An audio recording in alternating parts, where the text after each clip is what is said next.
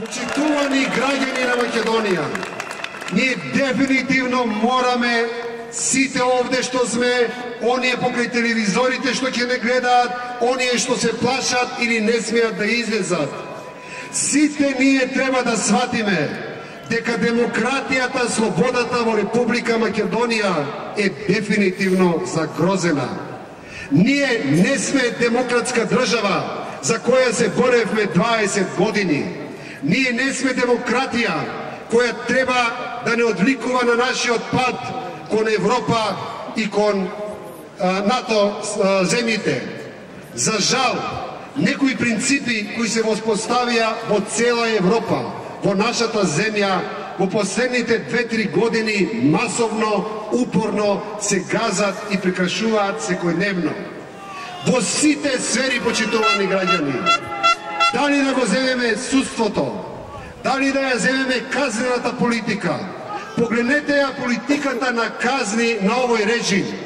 Черчил има дадено изјава: демократијата во една земја можете да ја мерите по казнената политика на таа земја. Да погледнеме ние што ни се случува за казни по кои во другите држави луѓето ги кажат казнуваат условно, ние даваме казни по 13-14 години затвор. За казни во кои фирмите се казнуваат по символични 100 или 200 евра, овде од 3000 евра па нагоре. Целиот систем веќе функционира на закани, уцени, заплашувања и казни, за да можат кога ќе дојдат изборите да ги простат и да направат од тие што се казнени послушни гласачи. Дајте да ја погледнеме пред сметката со своите политички противници. Едни се во затвор, други не се судски регистрираат да можат да се борат, на трети им се прават не знам какви сопки, а на сите нас како никогаш не игнориран медиумскиот простор, за да можеме да кажеме, да се бориме и да дискутираме. Дуелите во Република Македонија со доаѓањето на оваа власт се заборавена именка. Не само дуелите, дебатите за проблемите ги нема. Ние веќе немаме сериозно дебата во Македонија за било кој проблем. Дали за економија, дали за историја, дали за политичка актуелна ситуација. Ние имаме само микрофони зад кои стојат нивните, за жал, медиуми и секоја вечер ги повторуваат истите лаги. Почитувани пријатели, ќе ве потсетам, кога паѓаше и кога се рушеше Југославија, во цела Југославија, кој во Македонија имаше две идеи. Првата идеја да направиме самостојна држава и втората идеја да имаме повеќе демократија и слобода, затоа што некако на сите нас и на мене ни се чинеше дека просторот не бил ограничен.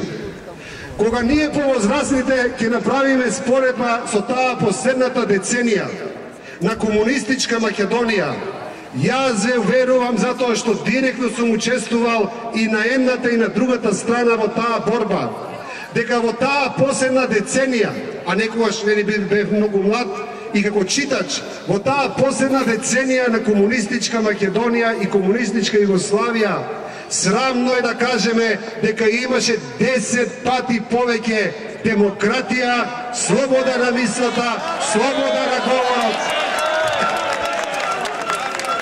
И зарем не е срамота после 20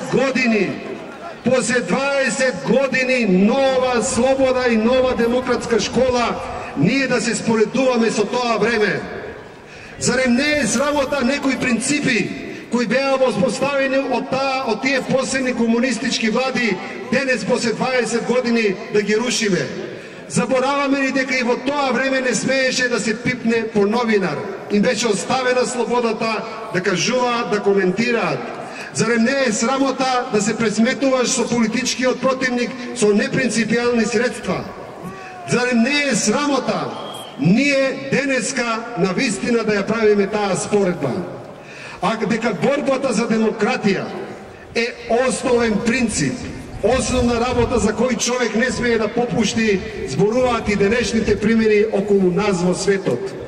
Ќе ве потсетам, почитувани пријатели, Либија беше спомнувана во последните месеци неколку пати.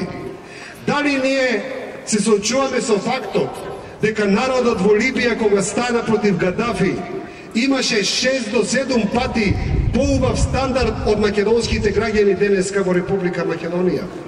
6 до 7 пати либиците живеа подобро од нас и се кренаа против еден диктатор, затоа што не можеа веќе да го трпат. Во Бахрейн 6 месеци има протести и не престанале тие протести.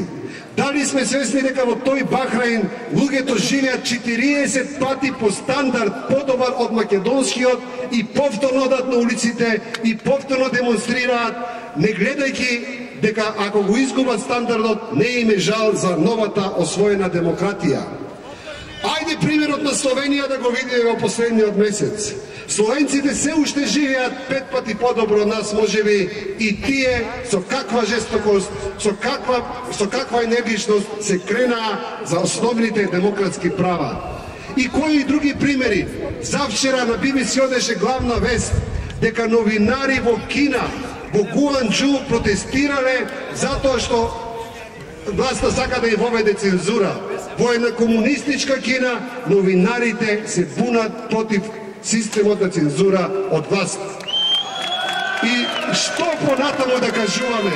Што да кажуваме понатаму кога ние веќе таа демократија ја освоивме, таа демократија ја почувствувавме, се радувавме на таа демократија.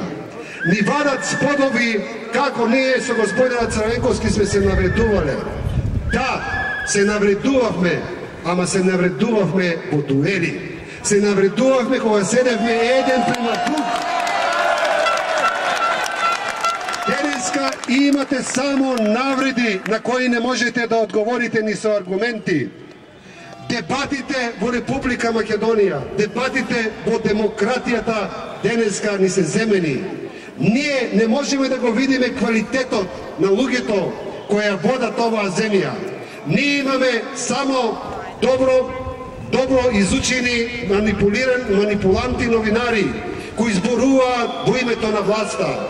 Тие ни кажуваат колку се тие мудри, колку се паметни, колку ја водат умно државата, а за жал не ни го дозволуваат просторот за дебата. Вчера на истата оваа телевизија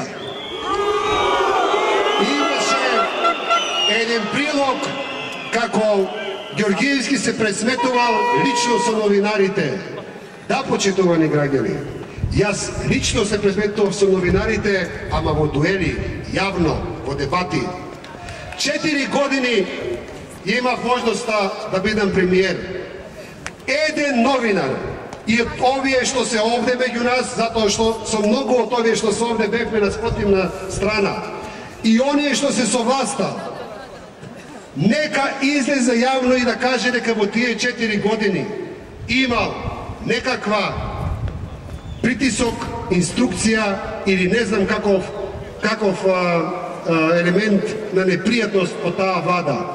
4 години покажавме пример како во демократијата оној кој се занимава со политика мора да расчисти со една работа, дека критиката оправдана и неоправдана е право не на секој новинар, на секој граѓанин во државата.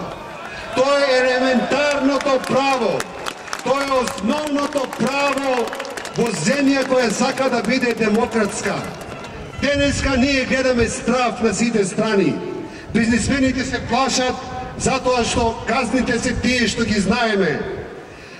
Луѓето во администрацијата се плашат затоа што се под перманентен притисок на отпуштање. Тие што чекаат да бидат вработени исто се плашат затоа што едно појавување на незгодно место може да ги чини работно место. Стравот, притисокот, заканата, тоа е системот со кој владее Република Македонија. Така, почитувани граѓани, јас овде не сум со мотиви за да го заплашам нашиот пријател Драган Павлович Латас. Јас не сум тука да му се заканам.